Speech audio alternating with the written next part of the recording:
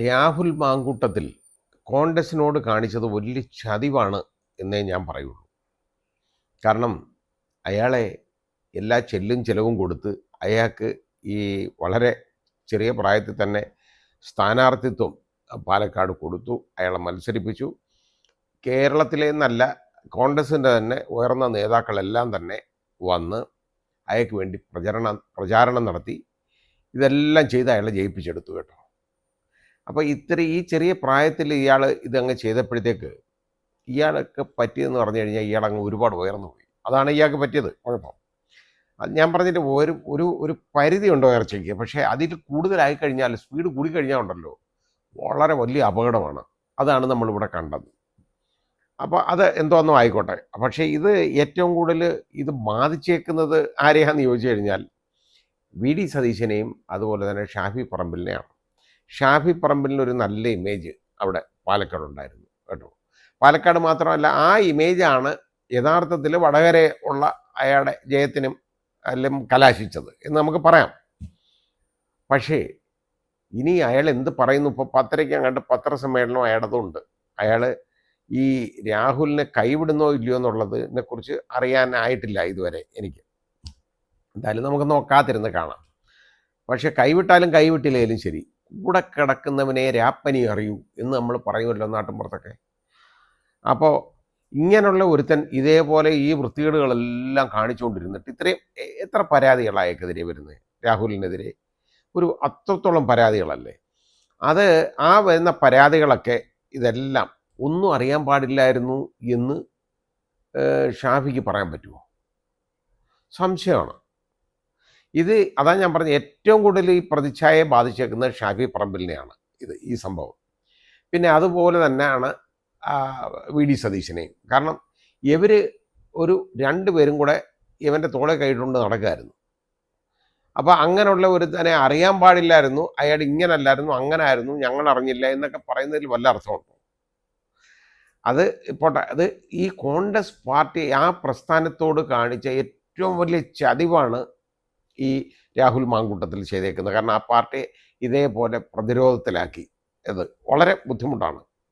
അപ്പോൾ അങ്ങനെ വരുമ്പോഴാണ് നമ്മുടെ വി കെ ശ്രീകണ്ഠൻ്റെ, അതായത് പാലക്കാട് MP-യുടെ ഒരു പ്രസ്താവന ഇന്നലെ കാണുന്നത് കേട്ടോ.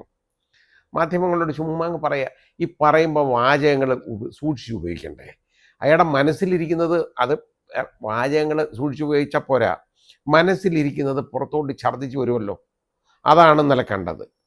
അർത്ഥവസ്ത്രധാരികളായി ഇവർ, അതായത് ഈ രാഹുലിനെതിരെ ആരോപണം ഉന്നയിച്ചേക്കുന്നവരൊക്കെ അർത്ഥവസ്ത്രധാരികൾ.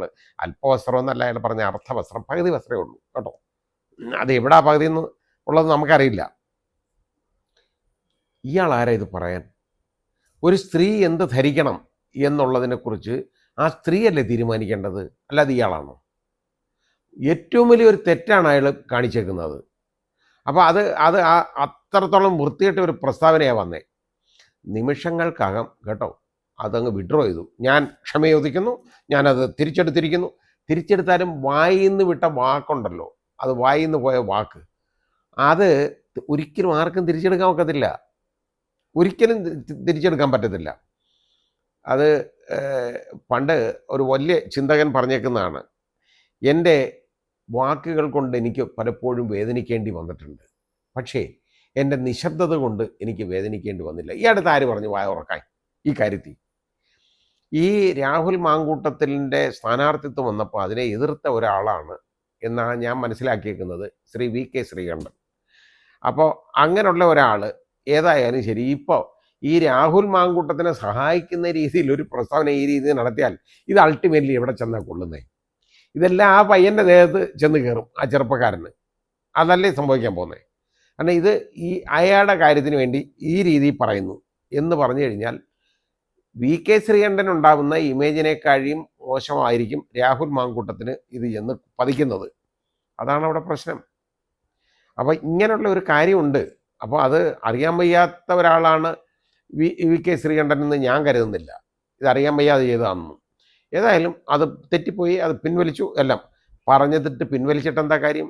ഇതേപോലെ ഒരു സ്ത്രീയെ ആക്ഷേപിക്കുക എന്ന് പറഞ്ഞത് സ്ത്രീയുടെ അപമാനിക്കുന്നതിന് തുല്യമല്ലേ ഈ പറഞ്ഞ പ്രസ്താവനകൾ? അത് വളരെ തെറ്റായിപ്പോയി ആ ചെയ്തത്. ഏതായാലും അയാളത് ഏറ്റുപറഞ്ഞ് ആർക്കെങ്കിലും വിഷമം ഉണ്ടായിട്ടുണ്ട്. ആർക്കാ വിഷമം ഉണ്ടാവാത്തെ ഇത് കേൾക്കുമ്പോൾ? ഈ പറയുന്ന സ്ത്രീകളെ ഉണ്ടല്ലോ, സ്ത്രീകൾ അവർ പരാതി പറയണ്ടേ? അവർക്കെതിരെ ഇതേപോലെ ഒരു സ്ത്രീലമ്പടൻ ഇതേപോലുള്ള കാര്യങ്ങൾ ഒക്കെ ചെയ്തു എന്ന് പറഞ്ഞു കഴിഞ്ഞാൽ ആ സ്ത്രീകൾ അവർ അർത്ഥവസ്ത്രമാണോ അല്ലയോ എന്ന് ഇയാൾ എന്തിനു വസ്ത്രം നോക്കാൻ പോയേ? അപ്പോൾ ഇവരുടെ കണ്ണെവിടോട്ടാണെന്ന് മനസ്സിലായല്ലോ. ഇതാണ് വൃത്തികേട്. ഞാൻ പറഞ്ഞില്ലേ, ഇത് ഒരുപാട് പേര് ഇങ്ങനെയുള്ള കാര്യങ്ങൾ, അതാ മനസ്സിലിരിക്കുന്ന കാര്യങ്ങളാണ് ഈ പുറത്തേക്ക് വരുന്നത്. ഒരു കാര്യവും ഇല്ലാതെ വിളിച്ചു പറഞ്ഞതാണ്. പറഞ്ഞ് അത് അയാൾക്ക് നല്ല രീതിയിൽ പറയാമായിരുന്നല്ലോ. അതിന് പകരം രാഹുലിനെ ഡിഫെൻഡ് ചെയ്യുന്നത് മാതിരി സംസാരിക്കുകയാണ്. പക്ഷെ പറയുമ്പോൾ ഈ വർത്തമാനം കൂടെ പറയുന്നു എന്നുള്ളതാണ്. ആ സ്ത്രീകൾ വലിയ കുഴപ്പക്കാരാണെന്നുള്ള രീതിയിൽ പറയാൻ വന്നു. അത് തെറ്റാണ്. പരാതി ഉണ്ടോ പരാതി ഇല്ലയോ എന്നുള്ളതല്ലല്ലോ ഒരാൾക്ക്. പരാതി ഇല്ല എന്നൊക്കെ ഓരോരുത്തരങ്ങ് പറയും. അവർക്കെതിരെ പരാതി വന്നില്ലല്ലോ, അവർക്കെതിരെ കേസും പരാതിയൊന്നും അല്ല. ജനങ്ങളുടെ കണ്ണിൽ ഇത് ഈ മൊറാലിറ്റി എന്ന് പറയുന്നതിന് കേസും പരാതിയൊന്നും വേണ്ട. കേസുണ്ടോ പരാതി ഉണ്ടോ എന്നുള്ളതല്ല അവിടുത്തെ പ്രശ്നം. ഒരാരോപണം വന്നിട്ടുണ്ടോ, അത് ശരിയാവാൻ സാധ്യതയുണ്ടോ എന്നുള്ളത് നോക്കിക്കഴിഞ്ഞാൽ ശരിയാവും, അതിന് സാധ്യതയുണ്ട് എന്ന് കണ്ടു കഴിഞ്ഞാൽ വളരെ വലിയ പ്രശ്നമാണ്. അത് തിരിച്ചറിയണം ആദ്യം. രാഷ്ട്രീയ നേതാക്കളൊക്കെ അത് തിരിച്ചറിയണം. ഇനിയിപ്പോൾ എന്തായാലും ഈ ഞാൻ പറഞ്ഞില്ലേ, ഈ രാഹുൽ മാങ്കൂട്ടത്തിൽ കോൺഗ്രസിന് ചെയ്ത വലിയ ചതിവെന്ന് പറഞ്ഞാൽ ഞാൻ പറഞ്ഞു. അതുപോലെ വെള്ളത്തിലായവരാണ് ഈ രണ്ട് പേര്.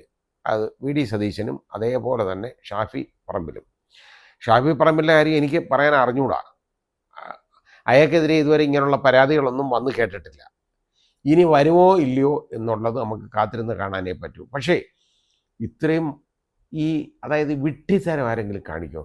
ഇത് വിഡ്ഢിത്തരമാണോ അതോ ഓവർ കോൺഫിഡൻസ് ആണോ എന്നെനിക്ക് അറിഞ്ഞുകൂടാ ഈ രാഹുൽ മാങ്കൂട്ടത്തിന് സംഭവിച്ചേക്കുന്നത്. കാരണം ഇതേപോലെ പബ്ലിക് ഡൊമൈനിൽ ഇതിപ്പോൾ ഇന്നത്തെ കാലത്ത് ഉണ്ടല്ലോ, ഇത് അപ്പം പറയുക അത് AI മൂലം ചിലപ്പോൾ കൊണ്ടുവന്നായാലോ ഈ ശബ്ദ സന്ദേശം. അത് അയാൾ പറയണമായിരുന്നു. അയാളടുത്ത് വീണ്ടും അത് മാധ്യമ പ്രവർത്തകർ വീണ്ടും ചോദിക്കുന്നുണ്ടായിരുന്നല്ലോ ഇങ്ങനൊരു. അത് ഞാൻ പറയാൻ സമ്മതിക്കും. അയാൾ വളരെ നല്ല മെഴുക്ക് പുരട്ടി അതിൽ നിന്ന് തെന്നി മാറാനൊക്കെ ശ്രമിച്ചു. തെന്നി മാറി. കാരണം അതിന് ഉത്തരം പറഞ്ഞില്ല അയാൾ. ഈ ശബ്ദം അയാളുടേതാണോ അല്ലയോ എന്ന് പറയേണ്ടത് ആരാണ്? അയാളല്ലേ ആദ്യം. അയാൾക്ക് പറയാമായിരുന്നല്ലോ ഇതെൻ്റെ അല്ല, ഞാനിങ്ങനൊന്നും പറഞ്ഞിട്ടില്ല. അത് പറയാനുള്ള ധൈര്യം അയാൾ കാണിച്ചില്ല. അതാണ് അയാളുടെ ഏറ്റവും വലിയ പ്രശ്നം. അതുപോലെ ഈ പറഞ്ഞ ആരോപണങ്ങളെല്ലാം അത് പരാതി ഉണ്ടോ ഇല്ലയോ എന്നുള്ളതല്ല മിസ്റ്റർ നോക്കേണ്ടത്. പരാതി ഉണ്ടോ പരാതി ഇല്ലയോ എന്നുള്ളത് നിങ്ങൾ നോക്കേണ്ട കാര്യമില്ല, അത് പരാതിക്കാർ നോക്കിക്കോളും. പക്ഷേ നിങ്ങളിത് ഡിനേ ചെയ്യുന്നില്ലല്ലോ, അതല്ലേ ഏറ്റവും വലിയ പ്രശ്നം. ആദ്യമായിട്ട് ഒരു തെറ്റും ചെയ്തില്ലെങ്കിൽ അത് അന്നേരെ ഡിനേ ചെയ്യണം. അത് ചെയ്യുന്നില്ല. അതിന് പകരം എന്തോന്നറിയോ, അതിൽ നിന്ന് മെഴുക്ക് പുരട്ടി അതിൽ തെന്നി മാറുകയാണ്. കാരണം ചോദിക്കുമ്പോൾ ഈ ശബ്ദം അത് ഞാൻ പറയട്ടെ എന്ന് പറഞ്ഞാൽ മതിയോ? എന്നിട്ട് പറഞ്ഞില്ലല്ലോ ഒന്നും. ഒരക്ഷരം അതിനെക്കുറിച്ച് അയാൾ പറയാതെ അയാൾ അതിൽ നിന്ന് രക്ഷപ്പെട്ടു, രക്ഷപ്പെട്ടതാണ് കാര്യം. ഇത് ഇങ്ങനെ അതായത് ഈ തെറ്റ് ചെയ്തു പോയാലുണ്ടല്ലോ, അത് തെറ്റാണ് എന്ന് ആളുകൾ ചൂണ്ടിക്കാണിക്കുമ്പോൾ അതങ്ങ് സമ്മതിച്ചേക്കണം. തെറ്റ് ചെയ്തെങ്കിൽ പറ്റിപ്പോയി, തീർന്നോടെ കാര്യം തീർന്നു. അതെങ്കിലും എന്നാലും ഈ പ്രതിച്ഛായൊന്നും വീണ്ടെടുക്കാനൊന്നും പറ്റത്തില്ല, അത് വേറെ കാര്യം. പക്ഷേ പറയാമായിരുന്നല്ലോ. അയാൾ ഡിനേ ചെയ്തിട്ടില്ല. അയാൾ ഡിനേ ചെയ്യാതിരിക്കുമ്പോഴാണ് ഇപ്പോൾ ഓരോരുത്തന്മാർ ഇത് തോണ്ടി കണ്ടുപിടിക്കുന്നത്. എന്തോന്നറിയോ, AI കൊണ്ട് ഇന്നത്തെ കാലത്ത് എന്തും ചെയ്യാമല്ലോ എന്ന്. ഇന്നത്തെ കാലത്ത് എന്തോ ചെയ്തെന്ന അയാളുടെ ശബ്ദം ഉണ്ടാക്കി കാണിച്ചെന്നു. അത് അയാൾ പറയണമായിരുന്നു ഞാനിതൊന്നും പറഞ്ഞിട്ടില്ല എന്ന്. അന്തസ് ഉണ്ടെങ്കിൽ അയാളുടെ ഫോണിൽ നിന്ന് അയാളുടെ നമ്പറിൽ നിന്ന് ഇതുപോലെ ചെയ്തേക്കാണ്. അതാ ഞാൻ പറഞ്ഞ ഇയാൾ വിഡ്ഢിയാണെന്ന്. അല്ലെങ്കിൽ ഇങ്ങനെ ആരെങ്കിലും ഇന്നത്തെ കാലത്ത് ചെയ്യുമോ? ഇത് മനസ്സിലാക്കും. അത് ആ ഓവർ കോൺഫിഡൻസ്. കാരണം ഇയാൾ ഇങ്ങനെ ആണല്ലോ, ആനപ്പുറത്തിരിക്കുന്നവന് പട്ടിയെ പേടിക്കണ്ടല്ലോ. അത് കാരണം ഇയാളെ എന്ത് ചെയ്യാനാണ് എന്നുള്ളൊരു തോന്നൽ ഇയാൾക്ക് വന്ന് ഒന്നും ചെയ്യത്തില്ല എന്ന്. അതാ കാര്യം. അതല്ലേ പറഞ്ഞേ ഹൂ കെയേഴ്സ്. ഈ ഹൂ കെയേഴ്സ് എന്ന് പറയുന്നതാണ് പ്രശ്നം. അങ്ങനെ പറയുന്നവരെന്ന് പറഞ്ഞാൽ അത് ഓവർ കോൺഫിഡൻസ് ആണ്. കെയർ ചെയ്യും മിസ്റ്റർ എല്ലാവരും. ഹൂ കെയേഴ്സ് എന്ന് ചോദിച്ചാൽ അവിടെ ജനങ്ങളുണ്ടല്ലോ, അവരാണ് കെയർ ചെയ്യുന്നത്. നിങ്ങളെ തിരഞ്ഞെടുത്ത് വിട്ടവർ ദേ കെയർ. ഹൂ കെയേഴ്സ് എന്ന് ചോദിച്ചാൽ അവർ കെയർ ചെയ്യും. അതാണ് പ്രശ്നം. പിന്നെ പോയി പറ എന്ന് പറഞ്ഞെന്ന് ആ സ്ത്രീ പല പ്രാവശ്യം പറഞ്ഞ് ഞാൻ കേട്ടു. അങ്ങനെ പറഞ്ഞിട്ടുണ്ടെങ്കിൽ പരാതി ഞാൻ ഇതിൽ മേളിലോട്ട് പരാതി കൊടുക്കുന്നു. പോയി പറ എന്ന് പറഞ്ഞാൽ അതിൻ്റെ അർത്ഥം എന്താണെന്നറിയാമോ? ഇയാൾക്ക് മുകളിലുള്ള നേതാക്കളെയോ ഒന്നും ഇയാൾക്ക് പ്രശ്നമേ അല്ല. ഇയാൾ വലിയ ആളാണ്, ഈ ഒരു ധാരണ വന്നുപോയി. അതാണ് അയാൾക്ക് പ്രശ്നം. എത്ര ഉയരത്തിലേക്ക് പോയാലും ഉണ്ടല്ലോ, ഉയരം കൂടുന്തോറും വീഴ്ചയുടെ ആഘാതം കൂടും. അതാണ് ഏറ്റവും വലിയ പ്രശ്നം. വീഴ്ചയുടെ ആഘാതം വലുതായിരിക്കും. അതായത് അത് പണ്ട് സിയാഹുൽക്ക് പറഞ്ഞതാണ്. അയാൾ മുകളിലോട്ട് പോയിട്ട് താഴെ വീണതാണ്.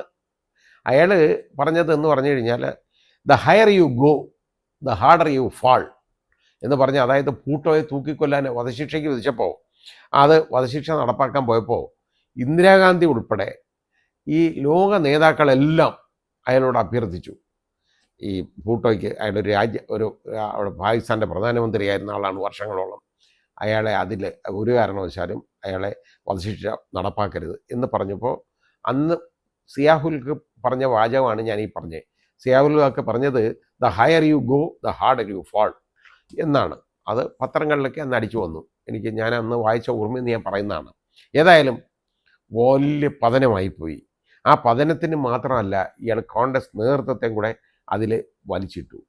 അവർ പറഞ്ഞ ഏതായാലും യൂത്ത് കോൺഗ്രസ് പ്രസിഡന്റ് സ്ഥാനം രാജിവെക്കേണ്ടതായിട്ട് വന്നു. ഇനി MLA സ്ഥാനം രാജിവെക്കണോ വേണ്ടയോ എന്നുള്ളത്, അത് യഥാർത്ഥത്തിൽ കോൺഗ്രസിൽ തന്നെ രണ്ടഭിപ്രായങ്ങളുള്ളതായിട്ട് തോന്നുന്നു. രാജിവെക്കണം, രാജിവെക്കണ്ട. ഇനിയിപ്പോൾ രാജിവെക്കുന്നതല്ലേ നല്ലതെന്ന് ആണോ എന്നുള്ളത് അത് ചിന്തിക്കേണ്ടത് അയാളാണ്, തീരുമാനിക്കേണ്ടത് അയാളാണ്. പാർട്ടിയോട് സ്നേഹമൊക്കെ ഉണ്ടെങ്കിൽ അങ്ങനെയൊക്കെ ചെയ്യണം. ഏതായാലും ശരി, ആ ചെറുപ്പക്കാരനുണ്ടല്ലോ, സ്വയം സ്വന്തം കുഴി തന്നെത്താൻ തോണ്ടിയെടുത്തു.